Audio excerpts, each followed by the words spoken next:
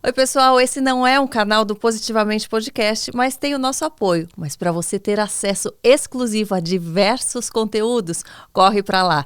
Clica aqui no link que está na descrição e eu espero vocês. Você falou que essa foi uma época, né, 12, 13 anos, período de pré-adolescência, início da adolescência. Você teve um período seu de rebeldia ou você sempre foi assim, correto?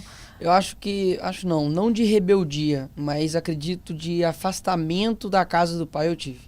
Assim, mas mesmo que te estando levou? dentro, Como sabe? é que foi? Acaba que a nossa vida espiritual, você nunca vai se afastar e esfriar de um dia por outro, né? É sempre aos poucos passos. Então você deixa de orar, você está cansado, tem muita coisa. Aí você deixa de ouvir uma música, aí você para de comunicar com Cristo, depois você fala, meu Deus, como eu vim parar aqui? E eu me senti nesse estado, sabe? Sim. Então na faculdade eu enfrentei alguns períodos difíceis da minha vida, de relacionamento, e aí eu me vi numa situação assim, eu não quero mais estar longe da casa do Pai, sabe? Eu quero chegar na igreja, eu quero, sabe, cumprimentar as pessoas com graça e paz, eu quero cantar uma música e, sabe, me emocionar, me prostrar diante de Cristo. E eu não estava conseguindo fazer isso, sabe?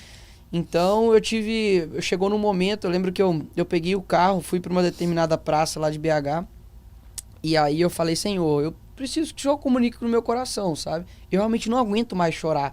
E a Bíblia fala que a tristeza, segundo Deus, ela opera o arrependimento, mas a tristeza, segundo o mundo, ela opera a morte. Então eu estava sentindo essa segunda tristeza. Por conta de quê, assim? O que te entristecia? Então, eu já falei em alguns outros podcasts, mas assim, acaba que não envolve só eu, entendeu? Então por isso que eu quero deixar mais isso privado. Era um relacionamento. Era um relacionamento. Sim. E não foi, poxa, culpa da pessoa ou culpa minha. É realmente assim, aquele tipo de coisa que você percebe que talvez uma imaturidade espiritual, uma imaturidade de tudo na vida. E eu falei, eu não posso mais estar tão longe de Cristo.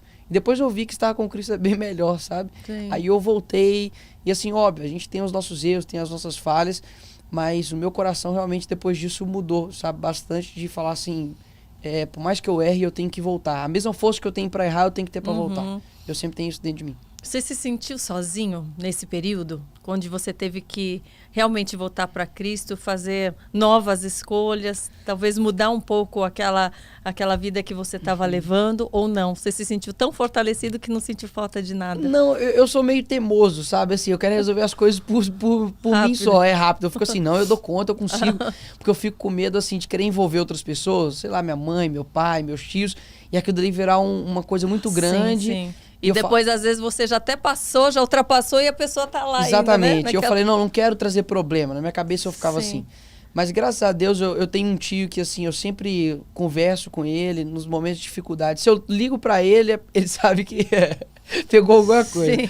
E aí eu lembro que nesse dia eu liguei pra ele, falei, tio, preciso te ver. Aí eu encontrei com ele num carro, a gente chorou muito, eu confessei o pecado porque ficava na minha cabeça um versículo e fala, olha, aquele que não confessa o pecado não alcança a misericórdia.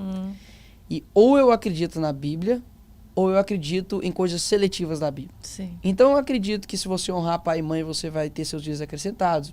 A gente acredita. A gente acredita que a misericórdia de Deus se renova todos os dias. E porque a gente não acredita naquilo que, digamos assim, nos pune, né? Então eu falei, não, eu preciso confessar meu pecado. Caso contrário, eu não vou ter misericórdia. E aquilo ali ficou na minha mente. Então eu confessei e é incrível como o poder de uma oração e de uma confissão te limpa, te deixa, sabe, sem peso. E muita gente acaba não fazendo isso, fica carregando esse peso eternamente. Sim, a gente já falou sobre isso aqui, da importância, né, do arrependimento. Porque isso mostra que você entendeu onde você errou, onde você né, pecou, para que você não cometa isso novamente. E quando a gente faz isso perante Deus e a pessoa que talvez esteja envolvida naquele pecado, o Senhor, ele nos restaura. Sim. Ele nos dá nova oportunidade. E a gente não se culpa mais por aquilo. Sim.